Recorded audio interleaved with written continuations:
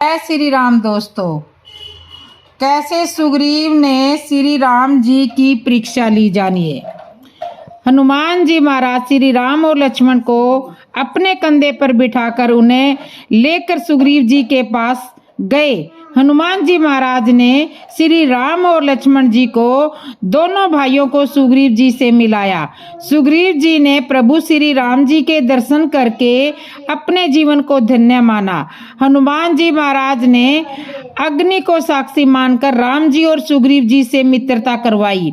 राम जी ने सुग्रीव जी से यह सब समाचार पूछे कि इस पर्वत पर किस कारण से रहते हो। सुग्रीव जी ने अपनी सारी व्याधा बताई कि वह बाली के भय से यहाँ रहते हैं।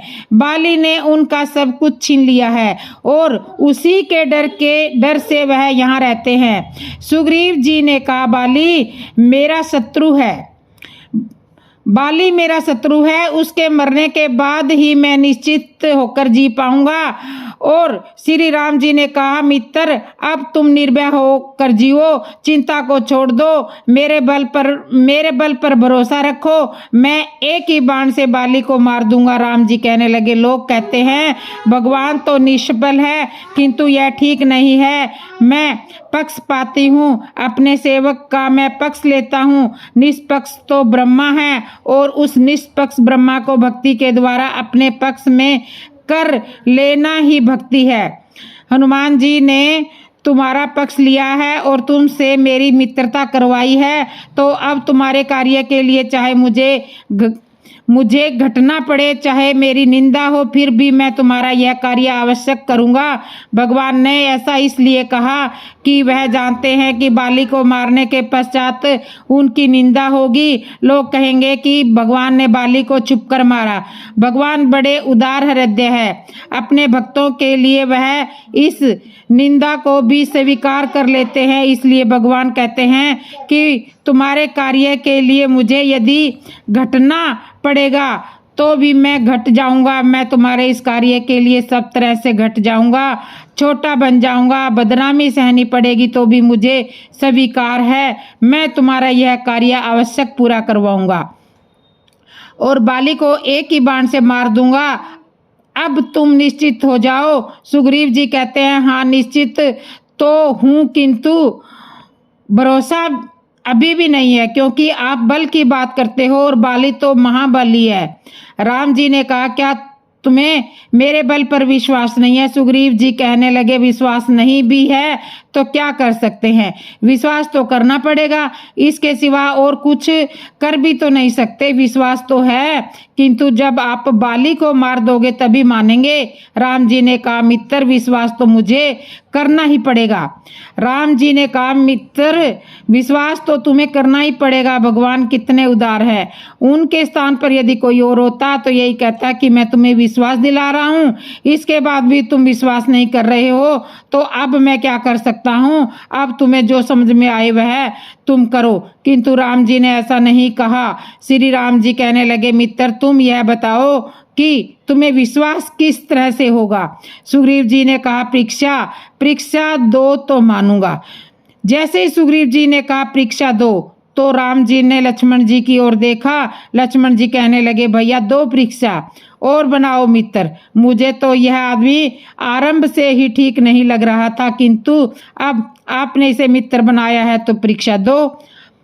अब सुग्रीव जी ने राम जी से कहा कि परीक्षा दो, तब मैं मानूंगा कि आप बाली को मार सकते हो। राम जी ने लक्ष्मण जी की ओर देखा। लक्ष्मण जी ने कहा, भैया आप मेरी ओर क्या देख रहे हो, दो परीक्षा।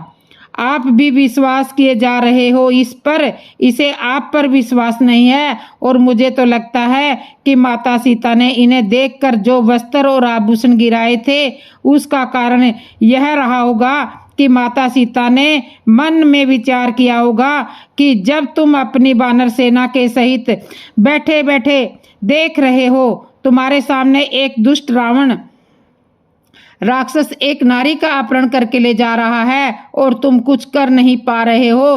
तुमसे अच्छा तो यह एक जटायु पक्षी था जिसने अपने प्राणों का बलिदान दे करके भी उस राक्षस का सामना किया था। इसलिए इससे अच्छा तो यह है कि तुम यह जानने वस्त्र धारण कर लो, यह जनाने वस्त्र धारण कर लो और आभूषण पहन लो। बस माता सीता का इन्हें देखकर वस्त्र और आभूषण गिराने का अभिप्राय यही रहा होगा।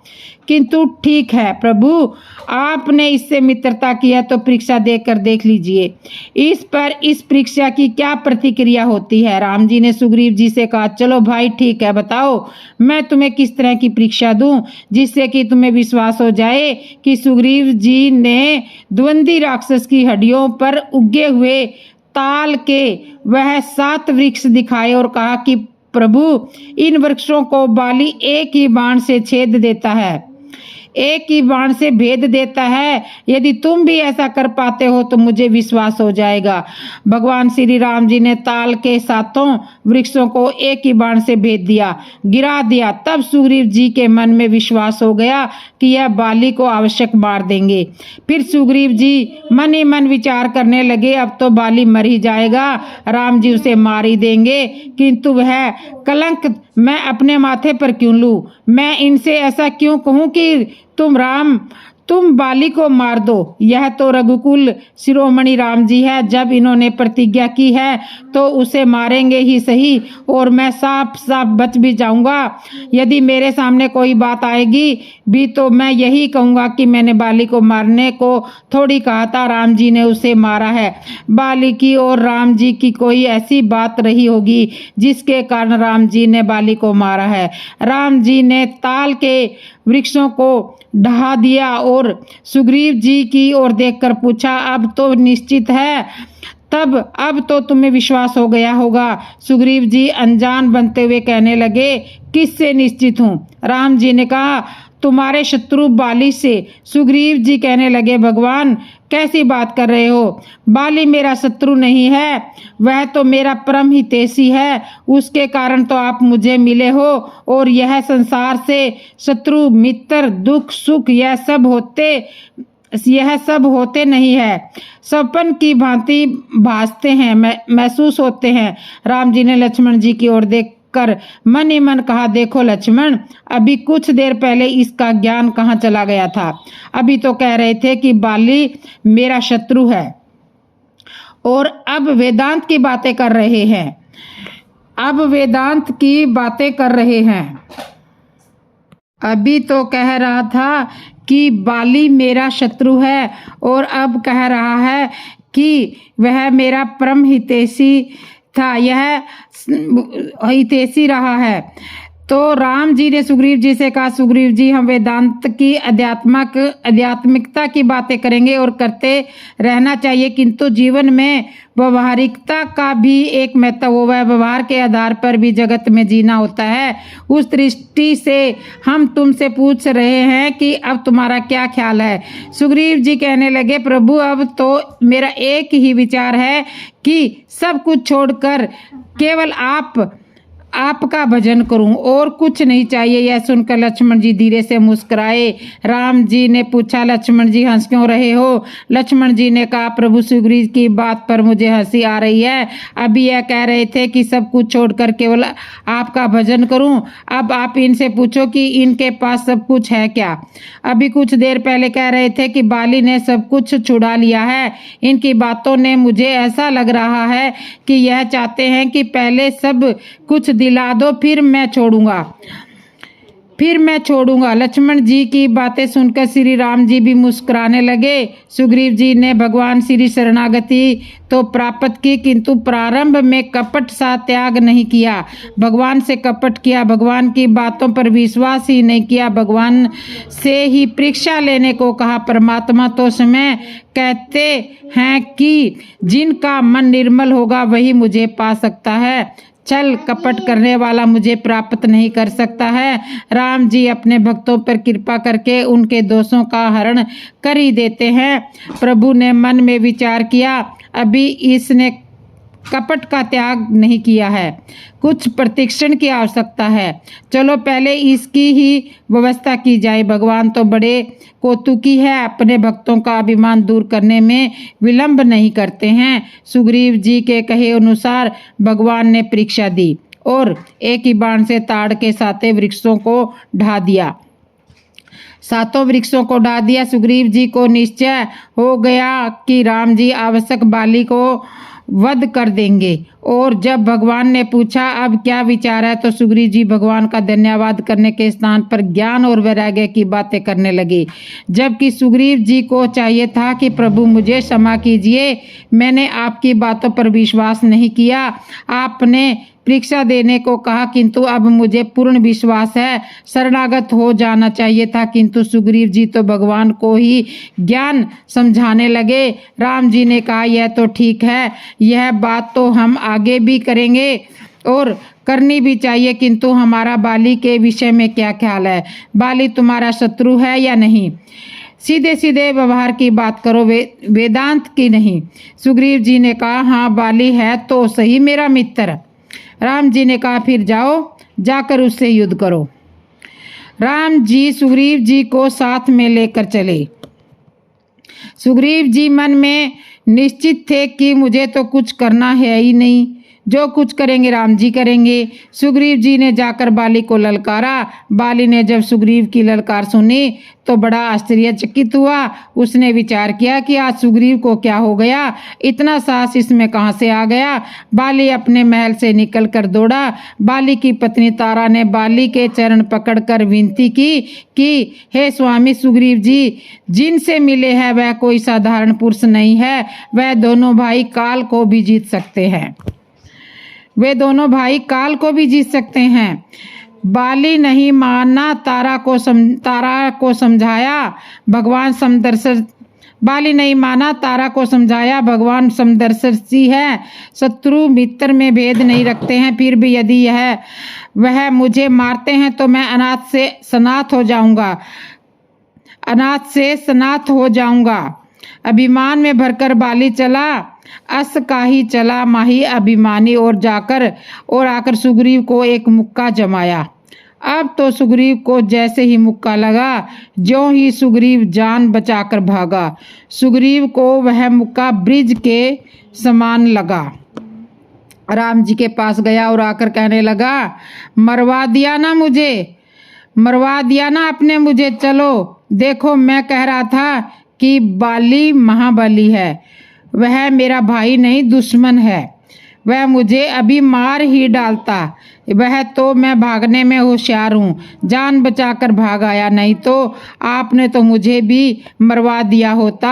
आपने तो मुझे विश्वास दिलाया था कि मैं उसे मार दूंगा, फिर आपने उसे मारा क्यों नहीं? भगवान हंसते हुए बोले सुग्रीव जी, तुम ही तो कह रहे थे कि बाली मेरा शत्रु नहीं है, वह तो मेरा परम हितैषी है। तो मैं यह देखना चाह रहा था कि वह तुम्हारा परम हितैषी तुम्हारे प्रति कैसा व्यवहार करता है। और तुम कह रहे थे कि सुख दुख सब होते रहते हैं, यह सब सपने की भांति है। जब तुम ज्ञानी हो तो दुखी क्यों हो रहे हो? सुग्रीव जी बोले प्रभु व्यंग मत करो, मेरा ज्ञान तो मुक्का लगते ही पता नहीं कहाँ गया, मुझे बहुत पीड़ा हो रही है। भगवान ने सुग्रीव जी का अपने हाथों से स्पर्श किया। सुग्रीव जी की पीड़ा खत्म हो गई। श्री राम जी ने कहा कि मुझे भ्रम हो गया था, क्योंकि तुम दोनों भाई एक ही रूप के हो, मैं तुम्हें पहचान नहीं पाया। सुग्रीव जी ने कहा प्रभु क्यों व्यंग करते हो, आपको भी कहीं भ्रम हो सकता है क्या? राम जी ने व्यंग्यात्मक रूप से कहा सुग्रीव जी, जब तुम जैसे लोगों को ज्ञान हो सकता है, तुम वेदांत और वैराग्य की बातें करने लग जाते हो, तो क्या हमें भ्रम भी नहीं हो सकता क्या? तुम ज्ञानी हो गए थे तो मैं ब्रह्मा हो गया था, और ब्रह्मा तो दुष्ट है, केवल देखता है, कुछ करता कहाँ है? सुग्रीव जी ने कहा नहीं प्रभु, मैं ज्ञानी नहीं हूँ, मैं तो आपका सेवक ही हूँ, भक्त ही हूँ। भगवान ने कहा ठीक है, जब तुम अपने आप को ज्ञानी से हटाकर भक्त मानते हो, तो फिर मैं भी ब्रह्मा से हटकर अब भगवान हो जाता हूँ। तो फिर मैं भी ब्रह्मा से हटकर ब्रह्म हो जाता हूँ। ब्रह्मा से हटकर ब्रह्म हो जाता हूँ। अब तुम मेरे भक्त हो गए हो, तो अब मैं तुम्हारा भगवान हो गया हूँ। जाओ, अब जाओ और फिर से जाकर उससे युद्ध करो। अब मैं तुम्हें यह माला पहनाकर भेज रहा हूँ।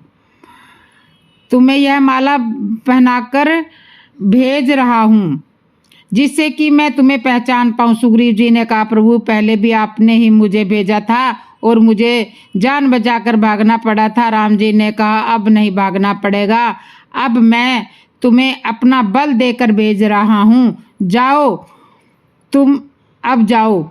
और माला पहना करके राम जी ने सुग्रीव को फिर से भेज दिया। सुग्रीव जी फिर से गए और जाकर बाली को ललकारा।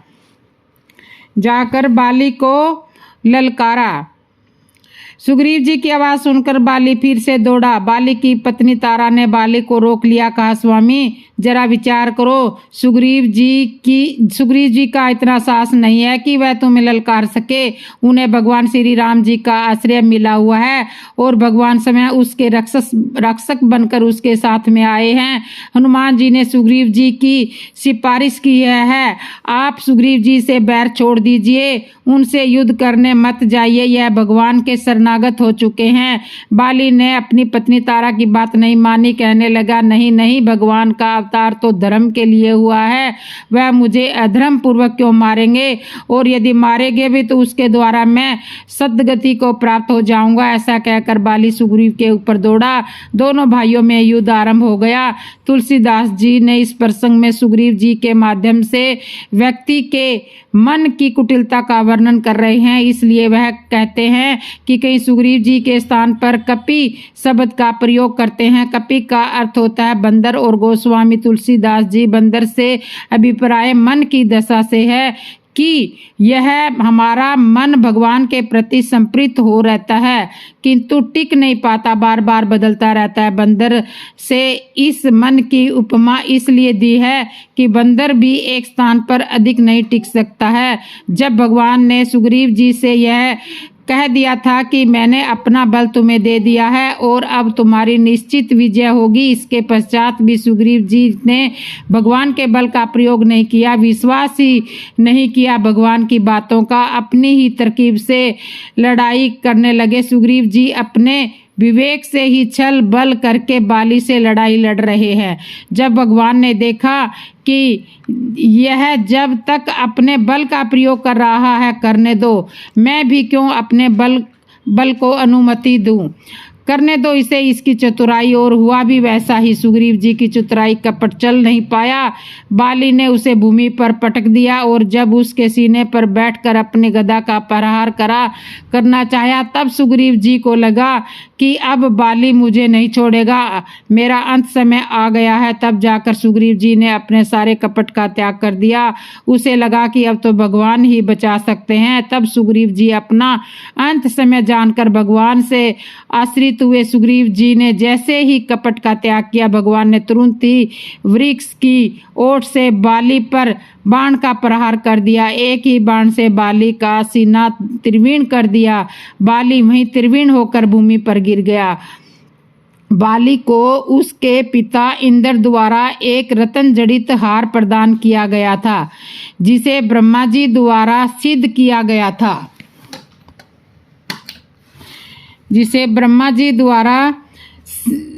किया गया था कि इसे पहनकर तुम जिससे लड़ोगे उसकी आदि शक्ति तुम्हारे में आ जाएगी। इसलिए बाली अजय था, उसे कोई परास्त नहीं कर सकता था। इसलिए भगवान बाली के सम्मुख नहीं आए और वृक्ष की ओट से उसे मारा।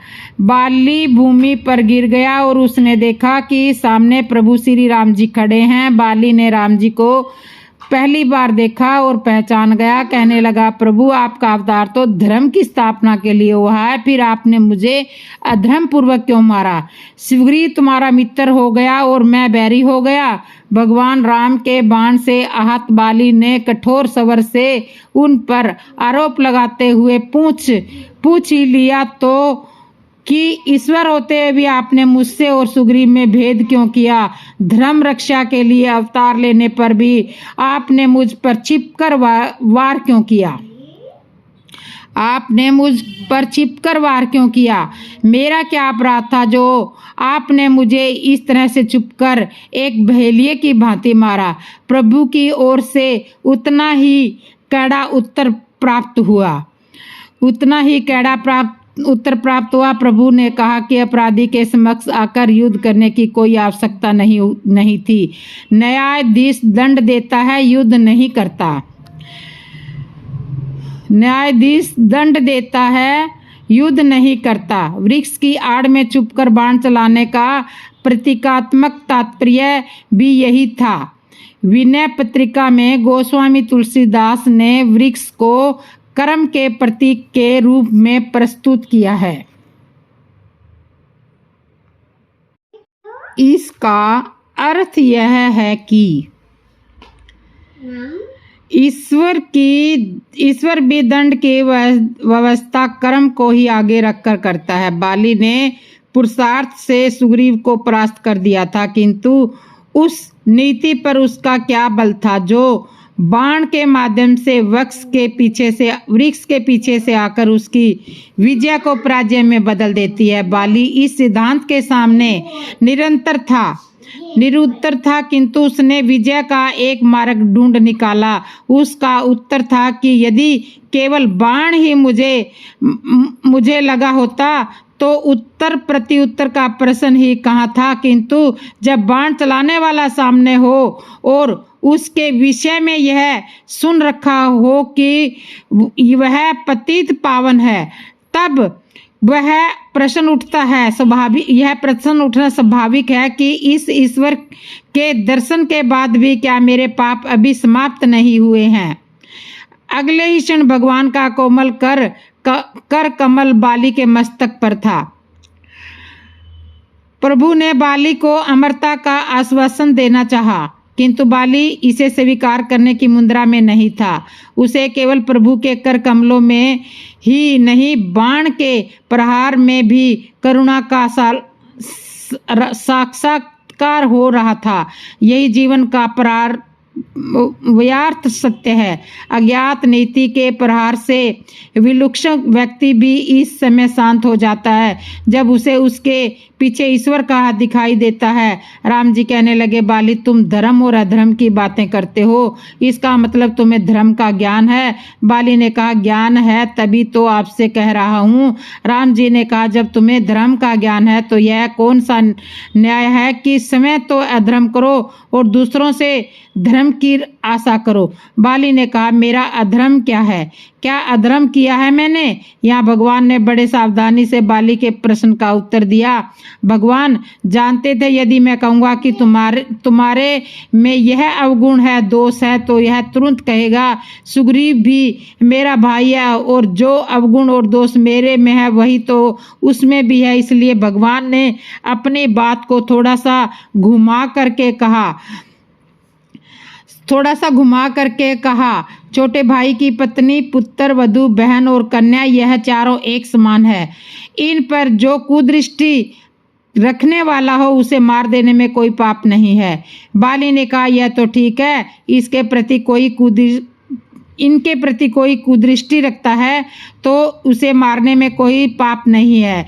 बाली ने कहा, आप ठीक कह रहे हो प्रभु, जो इनके प्रति कुदृष्टि रखता है तो उसके लिए यह नियम है, किंतु क्या मैं ऐसा हूँ? आप तो मेरा अपराध बताइए, मैंने क्या अपराध किया है? राम जी कहने लगे, बाली तुम बड़ा अभिमानी है, तुझे अपने बल का अभिमान घमंड है। तूने अपनी पत्नी की बात नहीं मानी, जबकि तुम्हारी पत्नी तारा ने तुम्हें समझाया था कि सुग्रीव जिन पर आश्रित है वह भगवान है, फिर भी तुमने उसका कहना नहीं माना और अपने घमंड के बल पर सुग्रीव से लड़ने आ गया। तुलसीदास जी कहते हैं, माना कि सुग्रीव में बहुत सी अच्छाइयाँ थी, किंतु अच्छाई और बुराई सभी में रहती है। बाली में बुराई थी तो कुछ अच्छाइयाँ भी थी। उसने विचार किया, कहीं ऐसा ना हो भगवान से बहस करते करते प्राण निकल जाए, इनके शरणागत हो जाना ही आवश्यक है। बाली भूमि पर रेंगते हुए भगवान के चरणों तक आ पहुंचा। बाली भी बुद्धिमान था, श्री राम जी को नाथ कह के संबोधित कर रहा था। कहने लगा, प्रभु मृत्यु तो अटल सत्य है, सभी को आती है, मुझे भी आनी ही थी, और आप कह रहे हो कि मैंने अपनी पत्नी की बात नहीं मानी। प्रभु अच्छा ही हुआ कि मैंने अपनी पत्नी की बात नहीं मानी, यदि मान लेता तो आज आपके चरणों के दर्शन कैसे हो पाते। यहाँ आकर मैं अनाथ से सनाथ हो गया हूँ। अपनी मौत मरता तो पता नहीं मैं कहाँ जाता, किंतु आपके हाथों मरकर अब मुझे चिंता नहीं है कि मैं कहाँ जाऊँगा। अब यह जिम्मेदारी आपकी है कि मुझे कहाँ भेजोगे। यह समय पत्नी की बात स्वीकार कर लेने में ही समझदारी नहीं थी। आप तो जानते हो प्रभु, आज मैंने अपनी पत्नी की बात ना मानकर अच्छा ही किया है। आपके द्वारा मुक्ति होने का अवसर मुझे मिल गया है। भगवान श्री राम बाली की बातें सुनकर बड़े भावुक हुए। बाली कहने लगा, प्रभु आपने केवल सुग्रीव की बातों पर विश्वास किया, एक बार मुझसे भी तो मिल लिए होते, मेरे से भी तो पूछ लिया होता, मेरा भी तो कोई राय जान ली होती, मैं आपकी सहायता करता। श्री जानकी जी जहाँ भी होती मैं वहाँ से उनका पता लगा लेता। मेरे अंदर तो उड़ने की भी शक्ति थी। श्री राम जी कहने लगे, बाली सुग्रीव मेरा मित्र है और तुम सुग्रीव के शत्रु हो। मित्र का शत्रु तो शत्रु ही होता है, इसलिए मैंने तुम्हें मारा। और एक कारण और है, हनुमान मेरे भक्त हैं और मेरा भक्त हनुमान जिनका पक्ष ले लेते हैं, फिर मैं यह नहीं देखता हूँ कि कौन प्रिय है कौन अप्रिय है। मैं अपने भक्तों का पक्ष लेता हूँ, मैं निष्पक्ष नहीं हूँ। निष्पक्ष तो केवल ब्रह्मा है, और जो अपनी भक्ति के द्वारा ब्रह्मा को भगवान बना लेते हैं, ऐसे भक्तों के मैं वश में रहता हूँ। बाली कहने लगा, प्रभु मैं आपसे जीत नहीं सकता। अब तो मेरी केवल यह इच्छा है कि मेरा पुत्र अंगद मेरे ही समान बलवान है, आप इसे अपना लीजिए। आप अपने हाथों से इसकी बाँह पकड़ लीजिए, तब मैं निश्चित हो जाऊंगा। राम जी ने कहा, तुम मुझे ऐसा क्यों कह रहे हो कि मैं इसकी बाँह पकड़ लूं? अंगद को ही क्यों नहीं कहते कि वह मेरे चरण पकड़ ले? बाली बड़ी बुद्धिमानी से कहने लगा, प्रभु मैं जानता हूँ, यदि यह आपके चरण पकड़ेगा तो कहीं नादानी में चरण छोड़ भी सकता है, किंतु आप कृपा निधान हो। यदि आप अपने हाथों से इसकी बाँह पकड़ लोगे तो मैं जानता हूँ प्रभु, आप कभी इसे छोड़ोगे नहीं और आपकी छत्र छाया में यह सुरक्षित रहेगा। इस तरह बाली ने अपने पुत्र अंगद को भगवान के शरणागत कराकर प्राण त्याग दिए और अंगद को भगवान श्री राम के चरणों में सौंप दिया। अब अंगद श्री राम जी के साथ और सुग्रीव के साथ श्री राम जी के साथ में रहने लगे और उनके साथ ही उन्होंने रावण से युद्ध किया और युद्ध में भी अंगद ने काफ़ी साथ दिया श्री राम और लक्ष्मण जी का। सुग्रीव भी इनके साथ, सुग्रीव चाचा था सुग्रीव अंगद का, और बाली मर चुका था। तो दोस्तों आज की कथा को यहीं विश्राम करते हैं। आगे की कथा हम अगली वीडियो में सुनाएंगे। आपको हमारी ये कथा कैसे लगी कमेंट में ज़रूर बताना, और आपको किस तरह की कथा सुननी है ये भी आप कमेंट में सुझाव दे सकते हो, और कथा को शेयर भी कर दिया करो ताकि ये और भी लोग सुन सके।